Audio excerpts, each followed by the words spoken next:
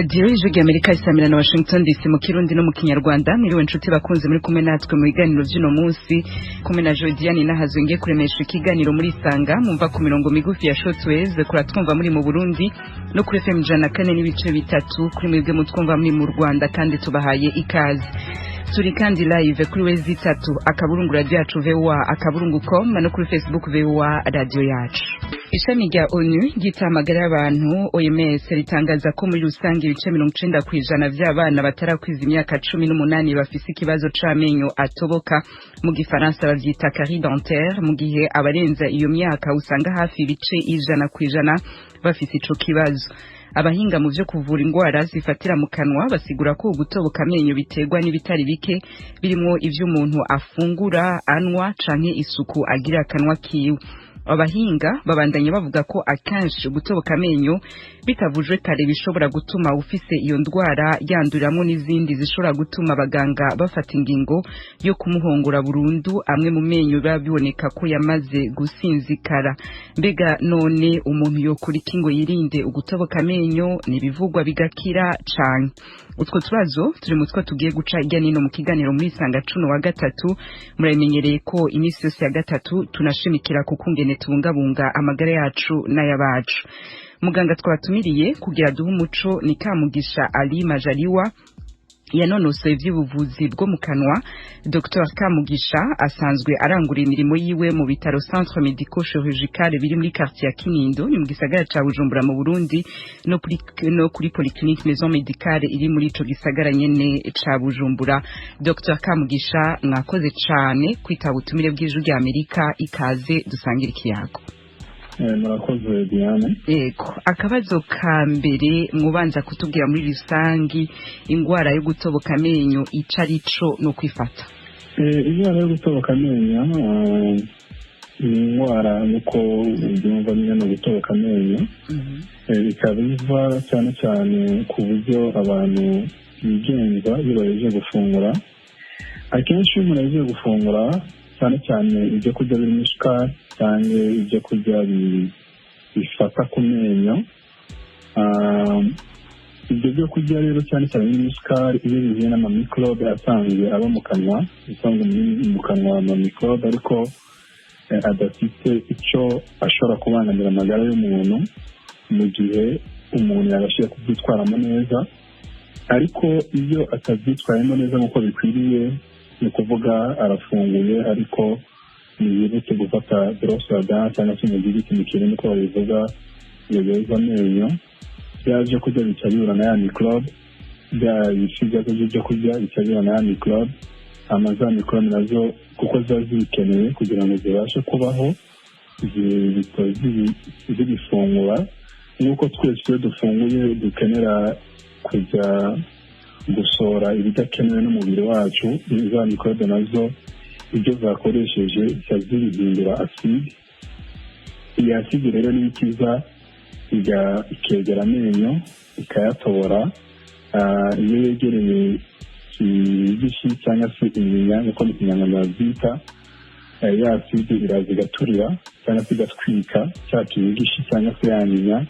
Noneho niyo mpamvu usanga bamwe na bamwe akubwira ati kuva amaraso mu kanwa cyangwa se amenyo ari gutoboka cyangwa se n'izindi ngorane zitandukanye zishobora kugufatira mu kanwa cyangwa se ku bice byegereye akanwa ariyo inyinya cyangwa se ikinigishi cyangwa se ururimi n'ibindi bitandukanye. Muganga uratubwiye ko ahanini usanga ari ivyo kurya birimo isukari hama utunyobwa two turi mu isukari aho twumve bamwe banwa gacayi mu gatondo wavuze ati mu nyuma ntiyugumure umuntu ahejeje kunwa n'icayi canke akanwa n'agafana none yocanyarukira kwigumura kugira ngo iyo sukari ntigume mu menyo ngo ihavihura niyo microbe.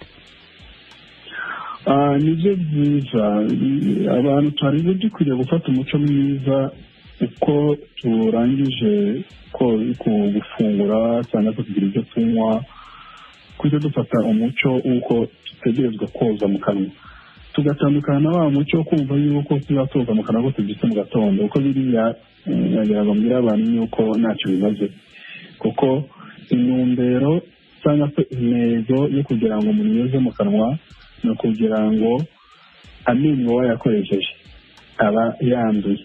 Rero uba ushaka ngo uyoze uyatunganye kugira ngo ase neza. Umuco wo kubyuka mu gatondo tukiborosa navuga ko ntacyo umaze, ahubwo byiza uko umuntu arangije gufungura cyangwa se arangije kugira ibyanywa ageze mu rugo, niba atari hafi y'imuhira cyangwa se ari hafi y'imuhira, byiza no ko yahita yoza uwo mwanya amenyo yiwe kugira ngo yirinde ingaruka bishobora kuza mu nyuma zo gutoboka amenyo cyangwa se kuva amaraso mu kanwa. Hama uko koza amenyo muraza kutubwira n'ingene umuntu ayoza neza, ariko mutubwira tukoresheje gufungura woza bisaba ko uba ufise ka Colgate, ushobora kogesha amazi, ushobora kogesha ikindi kintu cyose kidafise isukari ufise iruhande yawe, canke birinda ko uba ufise wa mujigiti ugashako nako n'uwe muti w'amenyo.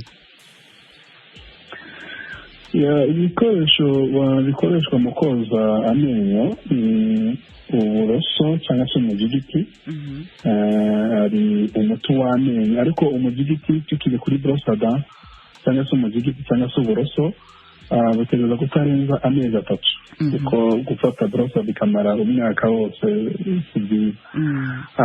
N'uwo mujigiti ukaraba kuri turiya tuntu twogesha amenyo, turiya tubrush cyangwa se tubristles nizo kuntu mu kinyarwanda cyangwa mu kirundi twitwa, turiya tuntu natwo niyo umujigiti cyangwa se uburoso bwoba butaramara tuwamo amezi 3, ariko bukaba bumaze gusa ngaho butakiri ku murongo neza, butagihagaze neza.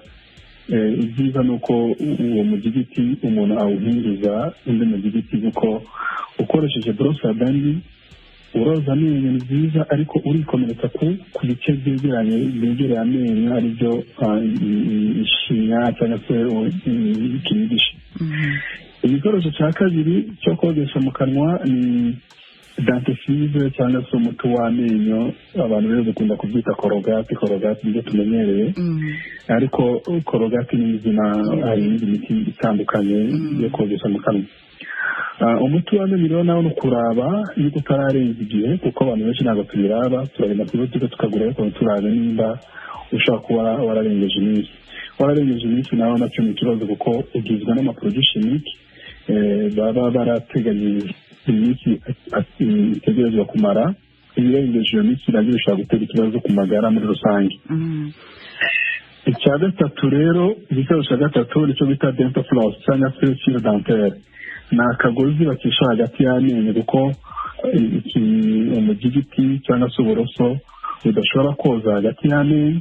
Icyo gihe bakoresha iriya dental floss cyangwa se fil dentaire cyangwa se akagozi kari special mu koza amenyo, mu koza hagati y'iryinyo n'irindi, kuko ibyo kurya byinjiyemo bishobora kuza gutera ingaruka, kandi wowe uzi yuko wogeje mu kanwa neza. Urumva rero kogesha amazi honyine, nk'ubu nk'abaja ku buzi butandukanye ugasanga ahejeje gufungura akantu yihereje utuye bamwibarabara, akavuga ati reka ncishe ko amazi, ntaco biba bivuze utarinze gukoresha ibyo byose tubari. Umuntu yavuga ko atari bibi, si bibi, ariko habaho ibyiza cyane, hakabaho n'ibyiza biringaniye. Ibyiza byiza ni ibyo byo gukoresha ibyo bikoresho twavuze, uko ari bitatu: amazi, umuti w'amenyo na brosi n'umujigiti. Ariko uri kure, uri hafi yo ku kazi na brosada ufise, arashobora gucishamo amazi byinshi.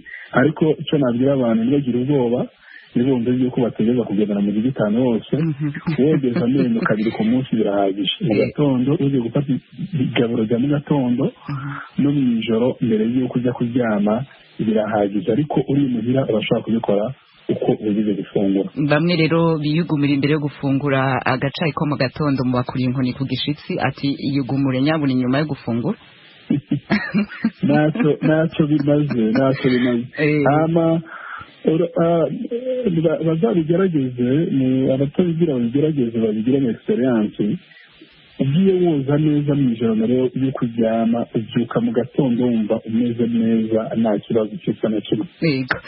Ijwi rya Washington DC mu Kirundi n'Ikinyarwanda, turiko turagaruka ku ngwara yo gutoboka amenyo, ariko turaza no kwibanda ku isuku umuntu abwirizwa kugirira akanwa kiwe.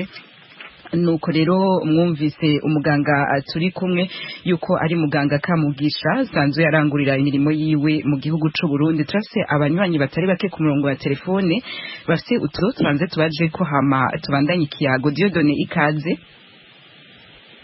Ego uherereye ndi mu Burundi Bujumbura. I Burundi Bujumbura. Nakabazo ni intererano ubaza muganga Kamugisha. Ni ibibazo bimwe bimwe mfise byerekeye amenyo. Allo, turakumva duga ku ijambo Dieudonné. Usanga umuntu nkuko muganga yabivuze ko gukoresha umuti kabiri ku munsi canke amazi umuntu abigira kandi washaka ugasanga aragira isuku rikwiye mu menyo, mugabo ugasanga amenyo yiwe afite indwara yo gutobagurika washaka naho noshaka akarorero kuri jewe amenyo yanje aratobagurika cyane. rimwe rivuyemo irindi ricarijamwo rero jewe nashaka mbaze muganga ikibazo cy'amenyo atobagurika eske ni vyiza kugenda bakagira bijya byo guhoma cankwe no kurikuramo. Ikindi cya kabiri naco aya menyo yo hejuru hari hayo hasi nayo hejuru. Aya yo hejuru haba abantu bavuga ati gukuza amenyo yo hejuru si vyiza kubera kenshi usanga hari afite imiti miremire ashobora no gutuma haba ibibazo muri cerveau mu bwonko. Eske nivyo kubera yuko abantu benshi usanga batinya kuja kuyakuza kandi amenyo ageze ku rugero rukomeye aho unywa n'amazi ukumva urababara ugatinya gufungura ugatinya kugira icyayi cyose gica mu kanwa.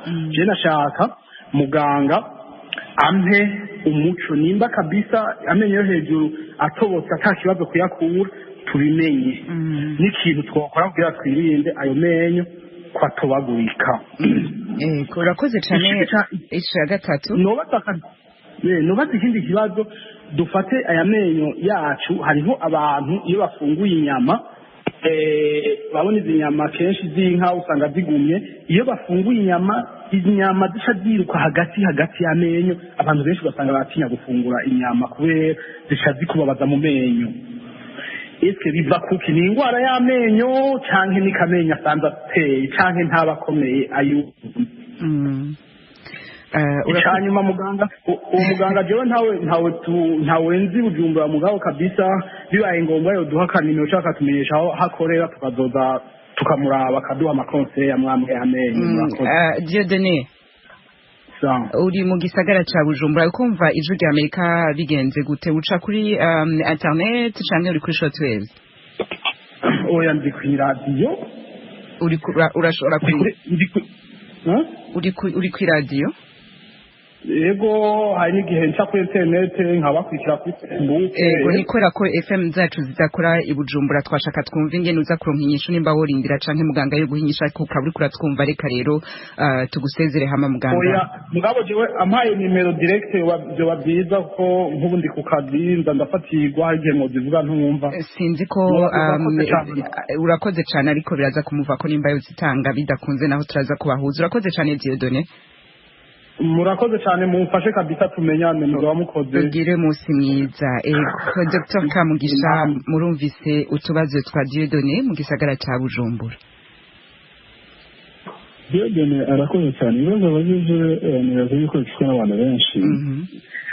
Icyambere avuga ati amenyo ko atoboka cyane kandi nzi yuko nkora isuku neza mu kanwa.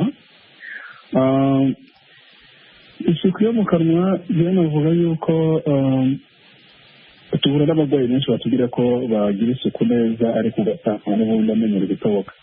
Ariko wamubwira ati nyereka uburyo ukorera isuku ugasanga nibyo birimo ikibazo. Cya mbere ugasanga narenza amasegonda 30 ari kwiborosa ari gukoresha umuzigiti.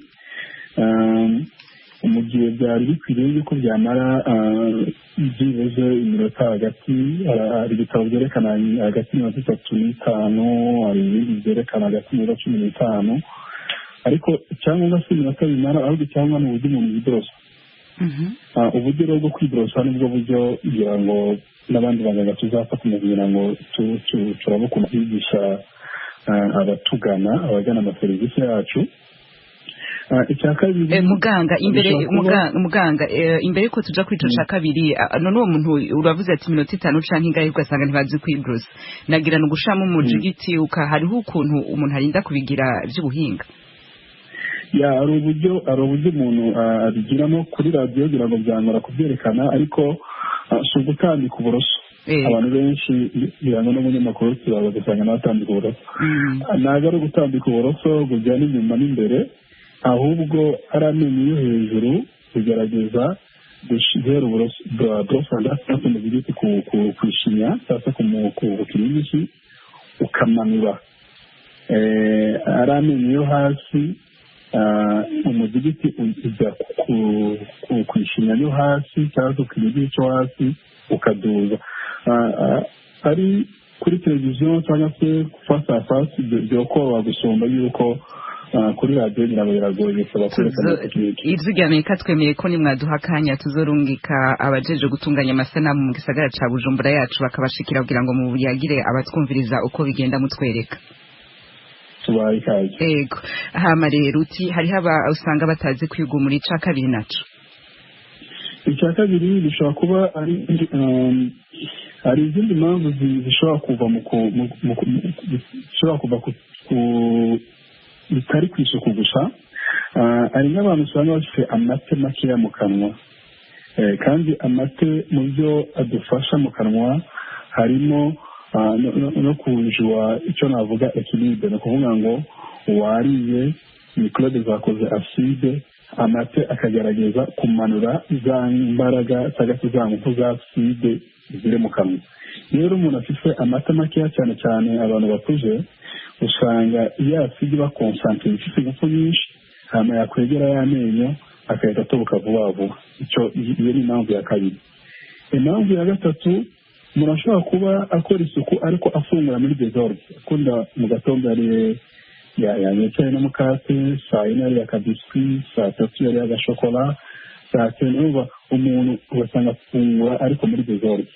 Rero isukari turi kuvuga nka nubwo ari ikibazo mu gutuma habaho gutoboka kw'amenyo si isukari nyinshi wariye mu mwanya mutoya ahubwo niba wagiye isukari nkeya ariko mu mwanya munini ukuvuga muri sekanse nini mu gatondo saa yine saa sita saa cyenda saa kumi n'imwe iyo nayo ishobora kuba mu mpamvu zituma amenyo atoboka.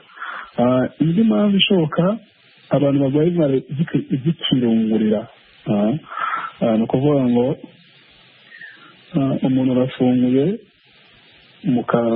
ibyo kurya bigeze mu gifu ngira ngo mu kirundi ni umushishito bimaze gushika mu mushishito ikiriduga kandi kuko ngo yaside yari yigize kugira ngo ibashe gufasha digestion muri estomac ikiduga atuye mubi cyangwa se adugije yaside mu kanwa numva yuko mu kanwa yasanzwe ari yaside yindi noneho yongereye ubukana cyangwa se yongereye ingufu n'aside iri mu mushishito cyangwa se mu gifu. Icyo gihe nabyo bishobora kuba mu mpamvu zituma umuntu atoboka amenyo.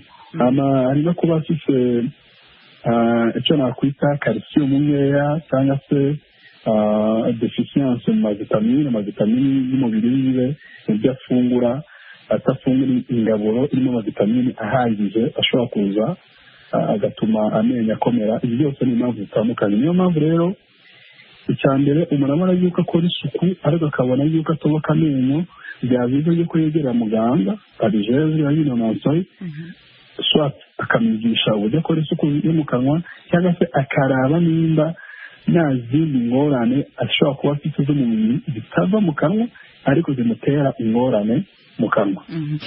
Muganga Kamugisha muratubwiye byinshi bishobora kuvaho hari yuko kura calcium hari uko gusanga umuntu atayugumura neza ariko kwibrosa neza ariko hari akantu mwavuze ngo amate mu kanwa make utwo tubazo tundi tumva ko umuntu ashobora kwitura muganga kuko nka calcium arinda kumwitura ibindi bibazo by'ibirungura arinda kwitura muganga ako kabazo nako kamate make abari ingwara abarukutanwa utuntu twinshi mu gatondo cyangwa ku mugoroba kugira ngo umunwa wamye ubomvye cyane. bishobora kuva ku ndwara, bishobora no kuva no ku myaka y'umuntu, cyane cyane abantu bakuze. Niyo mpamvu ari nk'umuntu uri mu myaka iri hagati cyangwa se ari umwana, akenshi tumugira inama yo kurya chewing-gum, ni ukuvuga jojo. Mu kirundi bayita jojo, i Kigali bayita shikareti. Kuko biriya bituma iyo agenda yihekenya, bituma inganda zikora amata zo mu kanwa zishobora kuba zakora amata menshi. Abavyeyi bahora babuza abana kera bakiri bato kurya za jojo, bavuga ngo vyonona amenyo, barabarenganya canke barabarenganya rero? Baraturenganyije kuko nanjye ndimo. Bombo nizo mbi, ariko jojo cyangwa se sikarete ari nziza zitarimo isukari, ariko niyo yaba irimo isukari akaba ari agasukari gakeya cyane, usanga ibyiza ushobora gukuramo ari byinshi gusumba ibibi. Gusa ababyeyi nabo, reka mvuga ati ababyeyi aho bari hose babitubuje nabo barakoze, kuko nyirango batinyaga ko tugirira, niyo mpamvu babitubuzaga. Kuko baravuga ko uriye za jojo nyinshi, hariho n'abaja ku mashuri ugasanga uwo mwana ashitse muhira naho yaba ayifise akayicira, avuga ati abavyeyi barambuje ko vyica amenyo. Ijwi rya Amerika, Washington DC, mu Kirundi n'Ikinyarwanda. Turase na Theogene kuri ndi murongo wa telefone. Theogene, ikaze. Mwiriwe. Uhereye ga Theogene? Ndi mu Rwanda, i Kigali. Nakabazo canke nico uterera umutumire wacu? Ni ikibazo mfite. Ikibazo cyanjye kiragira giti, alo? Turakumva Theogene. Ikibazo cyanjye kiragira giti, ese ni ukubera iki badashobora bakura umuntu iryinyo rimwe gusa ntibakura amenyo menshi iyo yaramutse yarwaye? Ikindi cya kabiri, alo? Duga kwija. Ikindi cya kabiri kiragira giti, alo? Turakumva Theogene. Uburyo bwo yahomana nabwo bwaba bwizewe, ntabwo umuntu yongera kubabara, kuko mu Rwanda hano uburyo bwo guhoma amenyo bakoresha ntabwo umuntu yongera kubabara kugiramo ububabare. Ibibazo byanjye byarize, murakoze. Urakoze cyane. Muganga, mwanze mutwihanganire twakire ibibazo, kuko hariho n'ivya Dieudonné tutari twahejeje kwishura, twakire ibitari bike hama. Ego Fabrice, nawe uratwumva? Fabrice, uratwumva? Ndabumva cyane rwose. Uherereye he? Ndi hano i Kigali mu Rwanda. Ku kibazo canke intererano? Murakoze kumpa ijambo. Icyo nagira ngo mbaze uwo muganga, nagira ngo mubaze, ese ko mwatubwiye ko ngo harimo ngo korogati zose ngo zigomba gukoreshwa, nagira ngo nsobanure ubwoko bw'amakorogati, kuko usanga harimo abavuga ngo ziriya korogati zitwa ABDC ngo nazo ngo ntabwo ziri mu bintu biba byujuje ubuziranenge. Atubwire korogati zishwa, kuko korogati ziri amoko menshi, usanga urabona ko n'inganda zikora amakorogati nyinshi ziba zigamije kugira ngo zibonere abakiriya. Ubundi na korogati ubwayo ni y'uruganda, ni umuti w'amenyo, ariko hariho izindi turamuha akanya kwishura. Urakoze Fabrice. Noneho ikintu nagira ngo mubaze, hari ukuntu ujya kubona ukabona harimo nk'abantu bavuga ngo barwaye amafumbi, ukabona bafashe ibintu by'amakara agahondahonda akaba agiye kubisha mu menyo kugira ngo bikunde ngo bikoremo ya myanda. Ese ayo yari amakara yo ahita avura ku menyo? Murakoze twarutwe no kuba umuntu harimo abamara kurya bagahita bafata za kiriza bagakoza mu kanwa, babona gukuramo imyanda mu menyo yaba byafashe mu menyo. Ibyo bintu abisobanuriye. Urakoze, gira umunsi mwiza. Yego, namwe umunsi mwiza. Ego, Dr. Kamugisha Ali Majaliwa, utubazo tw'abanyagihugu duherereye ku twa Dieudonné twari twaraje, yavuze nk'ikibazo c'amenyo yo hejuru, ati kuyakura benshi baratinya, bavuga yuko ashobora kurandurana agakuramo n'ibindi mu bwonko canke mu mutwe. Ico kibazo mukivuga kwiki? Icyo kibazo kikunda guhura nacyo cyane, ariko abatwumva nagira ngo mbwira ko atari byo. Amenyo yose, yaba ayo hejuru yaba ayo hasi, yose afite imizi iva kuri ayo menyo igashika mu bwonko. Gusa icyiza kirimo ni uko byavuze yuko yituye abaganga babyize, abaganga babinonosoye, kugira ngo ikibazo cyose cyobaho bashobore kuba bagikemura. Ariko ari amenyo yo hasi ari amenyo yo hejuru ku muganga wabyize byose abona ko ari kimwe. icyo nasubiza Dieudonné kuri icyo kibazo. hanyuma ikindi kibazo yari yavuze cy'umuntu gufungura ibuku ry'inyama noneho igafata hagati mu menyo. iki kibazo akenshi hari igihe usanga mu binyigishi inyinya zifasha amenyo hari icyo bita force pocket cyangwa se force poche. ni ukuvuga ngo normalement ikinyigishi hari icyo bita espace vide, hari umwanya uri hagati y'amenyo n'ikinyigishi itegereza kutarenza milimetero 3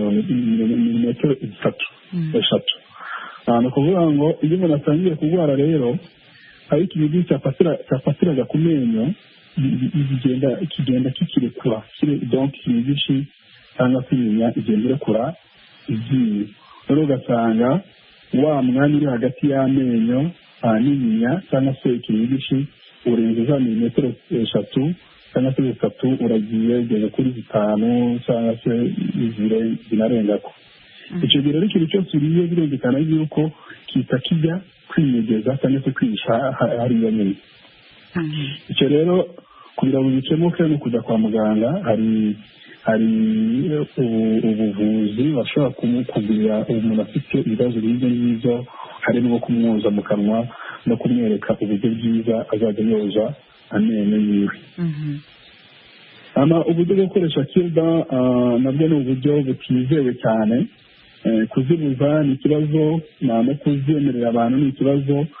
ngira ngo abaganga no kureba ukuntu dukora ubushakashatsi kugira ngo turabe ikintu cyiza abantu bakoresha kitari za kirida, kuko usanga ari aho twikomeretsa cyangwa se tukongera wa mwanya uri hagati y'ishinya n'iryinyo tuba twanganye kuba munini cyane. ngira ku bibazo bya Theogene. mugabo tukiri ku ka Dieudonné yari yanabajije ku byerekeye ibyo guhoma amenyo, ati buriya guhoma amenyo byo ntibishobora gutsongera isibe, ibyiza umuntu yorikurayo ritobotse canke yohoma gusa. icyo guhoma amenyo cya Dieudonné yerekanye ifatanye n'icya Theogene, nawe yabajije ibyo guhoma amenyo. ubusanzwe gukura amenyo ikintu cyo myiza kubera yuko tubarikura ko urwaye, ariko icya mbere utakaje ubwiza bwawe kubera yuko amenyo ari mu byiza bw'umuntu. icya kabiri handi wakuye iryinyo kiretse amenyo gusa y'inyuma cyane, iyo rimwe na rimwe usanga n'iyo umuntu ari gufungura nta kazi gakomeye agira, ariko ayandi menyo yo hagati y'imbere iyo iritakaje ubusanzwe iyo umuntu ari guhekenya amenyo yo hejuru n'ayo hasi bihura bigafata bya gaburo bya funguro wafashe bigasanga biri gutsindagira nk'uko umuhini n'isekuru bisekura isombe. iyo rero hagize iryinyo rimwe rivamo swat hejuru cyangwa se hasi, ibyari opposite yaryo ibyo byarabanaga nabyo ikaba rigira tendansi yo gushaka kuduga rigasumba ayandi ibiri kumwe, cyangwa se irikuyemo byari biri hagati, amenyo yo ku ruhande ashaka kujya gusiba wa mwanya wasigaye uri vide, ugasanga rero nayo atakaje umurongo. ni ukuvuga ngo gukura amenyo bisanzwe akenshi hari igihe usanga biteza izindi ngaruka z'uko n'ayandi menyo ashobora gutakaza ingufu cyangwa se ugasanga nayo atangiye kuvamo. niyo mpamvu abaganga b'amenyo babyize agerageza gukora uburyo bwose kugira ngo ibyo byinyo arebe yuko byaguma mu kanwa kandi bikaguma mu kanwa bitababaza umurwayi. niyo mpamvu rero tubirikira cyangwa tukifashisha amaoperasiyo kuri homa rero bivana na stade z'iyo rigezemo. hari stade z'iyo rigeramo ugasanga birashoboka yuko umuntu arihoma bisanzwe, hari stade rigeramo ugasanga dukora icyo bita root canal treatment cyangwa se desterilation cyangwa operation canalaire. ariko hari n'igihe usanga uburyo rigwaye, uburyo ritobotse bidakunda kiretse gusa kurikuramo iyo rero tunarikuyemo iyo byiza y'uko umuntu ariramplasa arisimbuza irindi ryinyo riri artificiel cyangwa se ry'ikorano ryitwa protège kugira ngo turinde umuntu izo ngaruka zishobora kuza mu nyuma bizanye n'uko yatakaza iryinyo izo ngaruka navuze z'uko ayandi asigaye nayo aca atakaza imbaraga cyangwa se agatakaza ingufu yarasise mu kanwa. Murakoze cyane rwose muganga. Hanyuma Fabrice yabajije ikibazo c'amakirdan mwambaye nk'ucishura mucishije ku bindi byari byatanguye ako yanabajije ati umuti mwiza w'amenyo n'uwahe hamango hariho nabo babakoresha amakara kugira ngo boza amenyo bavuga yuko bishobora gutuma isuku ryinshi ku menyo. Fabrice yavuze ikintu cy'ifumbi abarundi ifumbi ntabwo bayizi ifumbi mu cyongereza bayita gingivitis no kuva amaraso mu kanwa kuva amaraso mu kanwa rero cyangwa se ifumbi mu cyongereza bayita gingivitis cyangwa se gingivitis mu gifaransa bakubwira yuko umuntu wafunguye nigeze yiborosa uraryamye za microbe nk'uko nari nabisobanuye mbere zikoze acide ya acide iraje ituye ibibishi biri iruhande rw'amenyo cyangwa se inyinya kugira ngo Fabrice abyumve neza kuko ari i Kigali urabona rero iyo inyinya imaze gutwikwa cyangwa se imaze gukomeretswa na ya acide iri mu kanwa iyo acide iri mu kanwa iba yenda kungana ingufu cyangwa se iri hasi kungana ingufu n'acide iriya dukoresha mu mabateri y'imodoka niyo mpamvu usanga mu kanwa harashya haratoboka umuntu agahorana igishiri mu kanwa rero gukoresha amakara si byo kuko hari n'abakoresha amakara Fabrice yakoze kuzana iki kibazo hari n'abakoresha amakara kugira ngo amenyo yere mu by'ukuri ntabwo amakara atuma amenyo yera ahubwo icyo amakara akora hari igice cyo mu kanwa cy'amenyo hari igice cy'amenyo cyitwa email cyangwa se inamo rero amakara icyo akora ni ukuja guhungura la partie supérieure ya email ya inamo noneho ugasanga igice cyo hejuru cyavuye ko hari ikindi gice cyo hasi cyari kitarashyikirwa icyo gihe rero umuntu atayihenda akavuga ati amenyo yanjye arera ariko mu by'ukuri ntabwo aba yera ahubwo aba yishe kimwe mu gice cyarindaga amenyo yiwe ku buryo yakomeje uwo muco wo gukoresha amakara mu myaka iri imbere cyangwa se mu minsi iri imbere uwo muntu ashobora kutazongera kunywa amazi akonje amazi akanye cyangwa se babasha kurya inanasi cyangwa indimu bitewe n'uko igice cyatumaga atumva ibyo bintu byose bishobora gutuma agira sensibilité icyo gice aba yagikuyeko rero uburyo bwiza bwo kuvura ifumbi ni ukwita ku isuku yo mu kanwa ni ukwiborosa neza no gushaka ubujyanama ku baganga banonosoye ibijyanye n'indwara zo mu kanwa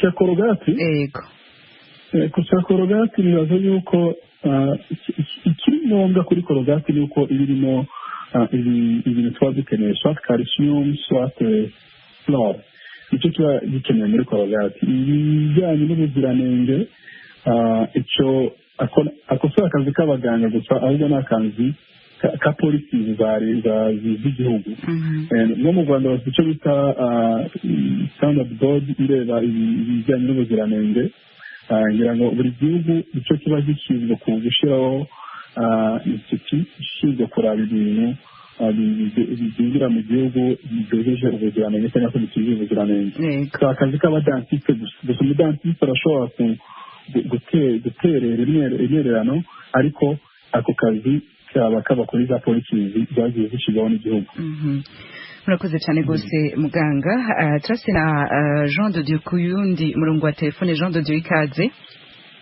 Yego cyane aho uherereye Jean de Dieu?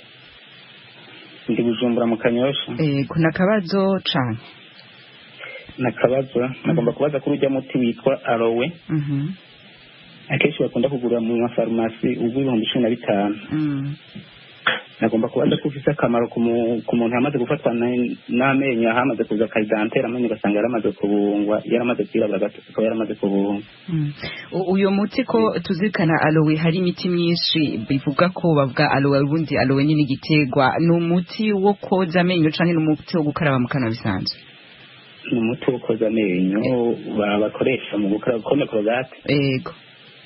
Yego urakoze ugira umunsi mwiza. Ego murakoze nawe. Emmanuel nawe turi kumwe. Emmanuel ndabumva. Ego aho uherereye hama akabazo? Jewe mperereye mu Burundi mu ntara ya Kayanza. Akabazo canke intererano kwa Dr. Tamugisha? Akabazo bwise Anzo mbanze kwishima ko jewe ikijyambere kandi radio ndumva cyane kandi ndonda. Kugira rero bwa mbere rero bafatishije kandi uzoca umudufatisha ntituzokurekura cyane gose. Kare rero naraje kwiga publicité kuri Facebook mbona yuko haza kuba kumutumire n'ibi bintu by'amenyo ko mbuga indwara y'amenyo n'indwara ifata abantu benshi cyane. Nashaka rero muganga ndamubaze yewe imbuga nazo nibereye ko mfite amenyo agwaye ariko hindutse amenyo ariko abandi ruhindutse ndetse n'umutozi wikiye. Halo turakumva Emmanuel ni kugira ngo ntitugore muganga twitabira ngo ikibazo cyawe kimucike. Burya rero nashaka namaze umuti nikoresha ko jewe narakoze aloe urabona ari umuti aloe tugutukura mu mabotiki hanyuma tukabyuka kujya kumenya umuntu akoresha isuku y'amenyo ariko jewe hanze sinzi uko ibyo bintu ari uwundi muti ngo bikura kugira abariho nzokoresha. Akabazo kanje nako aratobotse ayo menyo canke afite ico kibazo co gusa ukundi amenya atarabwirije ikibazo ari kujya kuva yahindutse yadumva yahindutse ariko simbabara. Urakoze ugira umunsi mwiza mu Kayanza. Sawa murakoze namwe. Yego Dr. utubazo twa Jean de Dieu na Emmanuel mwatwumvise. Ikibazo cya Jean de Dieu kijyanye na aloe nagize imana yo kumenya imiti ya aloe. Navuga yuko bishobora kuba bitewe n'ukuntu abantu bayikoresha. Aloe ziratandukanye, hari iyitwa aloe white, hari iyitwa aloe sensitive, hari iyitwa aloe white bleaching n'izindi zitandukanye. Rero amaloe usanga buri muti wa aloe bivanye n'ayo mazina navuze ufite akazi ujejwe. Hari izikoreshwa ku bantu badafite itera sensibilité bafite amenyo agiginwa cyane bivuga mu kirundi kuko gihane dari Bujumbura ugasanga amenyo arajiginwa cyane, icyo gihe akoresha uwitwa sensitive. Hari iyo usanga yitwa whitening kugira ngo yeze amenyo yere, ariko si uguhindura amenyo ngo yere nka blanc tuzi, ahubwo ni kugira ngo asubire kuri nature yayo ukuntu yasaga mbere. Hari n'icyo bright usanga barashyizemo fluorine cyane cyane usanga ari byiza ku bana. Rero ikibazo kiva ni ikihe? Ni ikibazo usanga umuntu agiye kugura umuti ariko nigeze avugana n'umuganga cyangwa se n'uwudandaza rimwe na rimwe nazi kwitandukanya, rero ugasanga peut-être umukiriya cyangwa se umurwayi ahawe umuti ariko utandukanye n'ikibazo yari afite. Nawe usanzwe kuba mwiza jeni bavuga ko atari mibi, ariko aka ni akazi kazapolitiki nababwiraga yuko aka kaba ari akazi ka leta gusumba yuko kaba ari akazi k'umudantisi. Ariko njyewe ingenzi ku bwanjye amakonesanse ni uko ari imiti myiza, kuko gusa abantu bayikoreshe bazi icyo bari kwironderamo. Kuri Emmanuel uri mu Kayanza tugagiye gukora consultation kuri radio, ariko ngira numvise yuko ashobora kuba afite ikibazo cy'icyo twita amakarte cyangwa se calculus. Carte za calculus ni yandi usanga umuntu arafunguye amaze umwanya muri makibrosa, ashobora kumara indwi, ashobora kumara ukwezi, ashobora kumara umwaka, noneho ugasanga ibyo kurya byaragiye bihura na calcium iri mu mate bikabigira amakusha akomeye, ayo makusha akaza agafata iruhande rw'amenyo. niyo wakoresha borosada niyo wakoresha ingufu zose zishoboka ayo makosa ntabwo ashobora kubaho.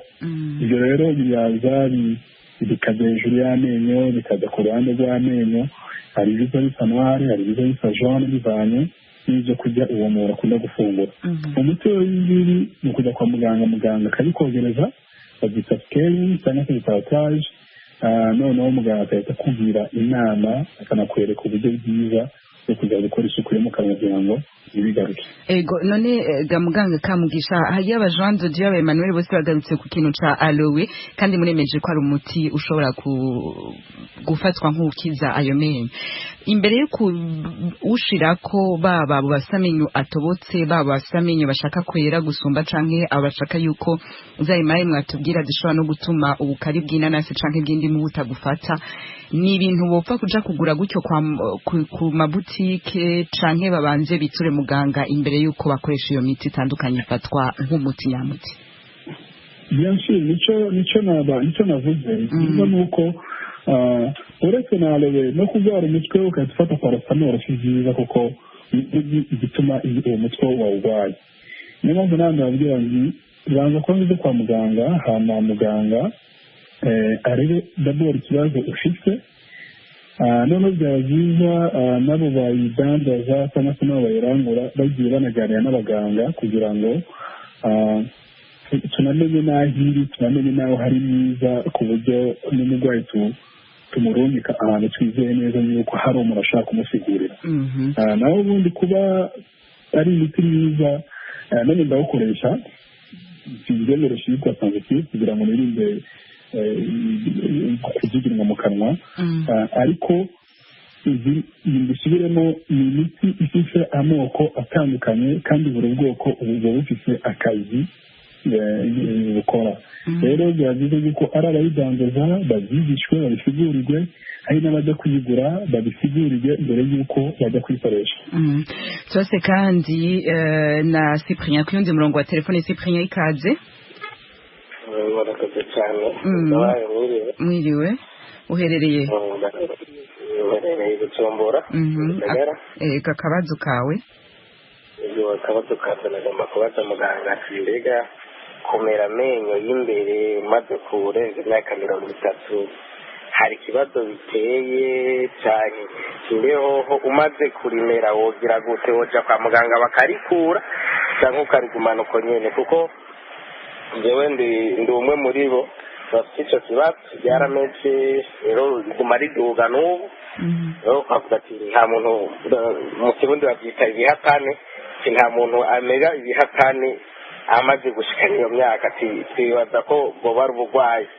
rero nagomba kumenya yuko bwoba ari uburwayi, mbega umuntu yogenda kurikuzaho hari ikibazo byomuzanira canke byoba byiza kurusha? Urakoze ubwira umunsi mwiza Cyprien. twari ahanini mu by'isuku ry'amenyo dufatiye gutoboka, reka amenyo muganga ntasheka ko muganga tumufise agenda kwishuye ko kabazo ka ubwira umunsi mwiza Cyprien. Ego muganga Cyprien cyo namugira nuko ubusanzwe umuntu amera amenyo kugeza ku myaka, ari amenyo asanzwe amerageza ku myaka 12 13, akaba n'ayandi twita wisdom teeth cyangwa se dent de sagesse zishobora kuza hagati y'imyaka 17 gushika ku myaka 21. ariko ibyo ni biri mu bitabo, ibyo ni biri mu ma experience abantu bagiye bacamo. hari izindi realite ziba ziri kuri tere twakwita ziri anormal, donc ziri mu buryo bidasanzwe. birashoboka rero yuko yorimera nyuma y'imyaka 30 bijyanye n'imyaka bidasanzwe. kurikura rero no kutarikura icyo ni icyemezo gifatwa ye afatanyije na muganga, gusa akadakora umuganga wabinonosoye apana ba baganga ba traditionnel babandi bo mu makarita. niwe bashobora kuganira neza akaraba aho riri, kuko niba ari amenyo ahatanye hari uburyo bwinshi bishobora gukorwamo. icyo gikora cyitwa orthodontics, ni ukuvuga yashobora kurikuramo ariko ayasigaye tukayashyira ku murongo. hari aho usanga atari byo bikeneye gukurwamo, ahubwo bikeneye gushyirwa ku murongo akarikoresha, kandi ugasanga niba yarafite ikibazo wenda ari mutera isoni mu bantu ugasanga yagize mu kanwa hasa neza. Icyo ni ikintu rero itegerezwa kwegera umuganga yinonosoye, uwo muganga bagafatanya bakareba igishoboka bakaba aricyo bakora. Yego twese kandi na Justin ku yundi murongo wa telefone. Justin, ikaze nawe. Murakoze. Yego, aho uherereye hama uduge ku ijambo. Ubu mperereye i Kanombe mu Rwanda. Mfite ikibazo ngira nti ese ko dukoresha imiti y'amenyo itandukanye, ese nta ngaruka byagira ku menyo y'umuntu? Ushatse kuvuga iki? Kuzurahindagura cyane? Gukoresha imiti y'amenyo itandukanye mu buryo bwo gukorera isuku amenyo. Ese kuki hari igihe ugeramo ukabona ishinya y'imbere irabyimba cyane yewe ikanakurya ariko ukajya kubona yabirikije? Ese mwatubariza muganga ibyo ngibyo biterwa n'iki? Arakumva. Murakoze cyane, ni ibyo bibazo nashakaga kubaza. Murakoze. Ngira umunsi mwiza Kanombe.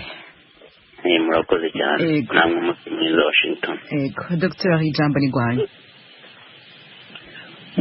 Reka mbere ko kishinya kubyimba, ishobora kubyimba bitewe n'ibintu, reka mbishyire mu bice bitatu. Ibyo cyane bishobora kuba biterwa n'uko ibyo kurya wariye ushobora kugira allergique, kuvuga allergie mu kinyarwanda biragakongora, ariko hari ubwo urya ikintu ariko umubiri ukagifata nk'umwanzi ugashaka kwigwanaho. Mu kwigwanaho rero mu bimenyetso ushobora kubona harimo no kuba ishinya ishobora gutukura cyangwa se ikabyimba. Kwikiza ni ukuvuga yuko yashinya ya mpamvu iba yatumye ibyimba iba yavuyeho, ariko bishobora no guterwa n'uko wagize gingivitis, ni ukuvuga wariye biragiye gukora isuku yo mu kanwa nk'uko bikwiriye cyangwa se ku masaha akwiriye, noneho kuko twavuze yuko izi mikorobe ziri mu kanwa zigakoresha bya byo kurya bigakora aside, ya aside ikaza guturira gutwika yashinya, noneho bigatuma yashinya yawe itukura. Byiza rero ni uko cyangwa se ugasanga n'umuti wakoresheje, hari umuti wakoresha abantu bakoresha ibyo bita mouthwash cyangwa se amabebe dish, ugasanga nayo ateye allergie mu kanwa k'umuntu cyangwa se mu ishinya. Ku buryo gukoresha imiti itandukanye biragoye kuvuga yuko ari byiza cyangwa se ari bibi, ariko ibyiza ni uko wakoresha umuti umwe kugira ngo